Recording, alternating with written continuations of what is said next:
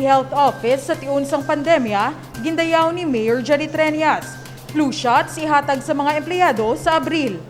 Dako ang nangin papel sa Iloilo City Health Office sa madinalag-on nga vaccination rollout sa Iloilo City. Suno kay Mayor Jerry Treñas, dako ang nangin risgo sa mga medical frontliners ilabi na gid sa umpisa sang pandemya. Gani, ginkilala ni Mayor Treñas ang mga hinimuan sang taga City Health Office apisar wala pa natapos ang ila pagtrabaho, bangod nagapadayon ang pagbakuna sang booster kag para sa mga kabataan sa nagkalain-lain nga district health centers. Sila ni ang nagbuligid sa aton sang tiyempo sang pandemya, palakpakan tagid sila. Even at the expense of being infected themselves. Bulig sila sa aton sa tanan nga backsite. Subong nagbalik na sila sa ila distrito pero ang boosters kag vaccination ara man gyapon sa aton nga mga districts.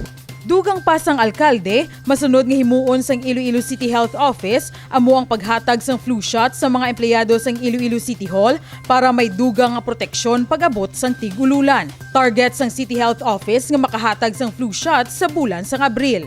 Kinahikot naton gani may ara kita mga flu shots halin sa DOH. Hopefully by April we will get them.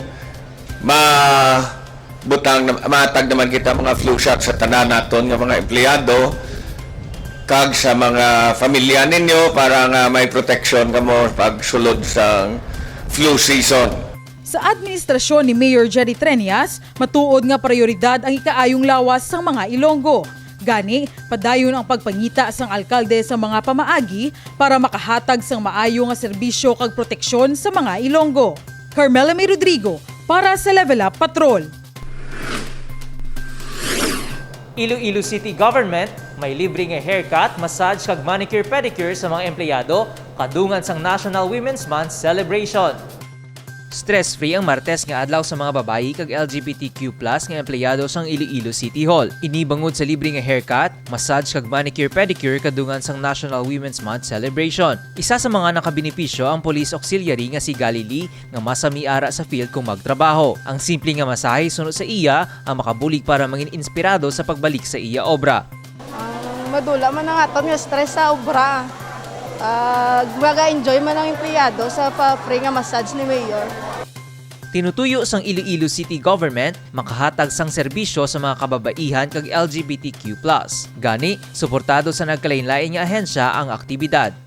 Ay nga activity under sa City Population Office and the City Government GAD Team and Technical Institute of Iloilo City. Tapos partner ta diri nga nagmaterialize ng activity is are the Philippine Army and ang aton nga City Health Office. Nagbulig man ang mga graduates ng skills training sa Technical Institute of Iloilo o kon TIIC. These are graduates ng Technical Institute of Iloilo City. Nag-avail sila na sang skills training dira. And subong, kuha na sila, amo na ng ilang means of living. So ginatawag sa subong to be partners here sa amo ning activity. Ginakilala gid sang lokal nga pungluhan kag ni Mayor Jerry Treñas ang hinimuan sa mga kababaihan sa komunidad ilabi na sa pag-uswag sa syudad sang Iloilo. Michael Angelo Sarate para sa Level Up Patrol.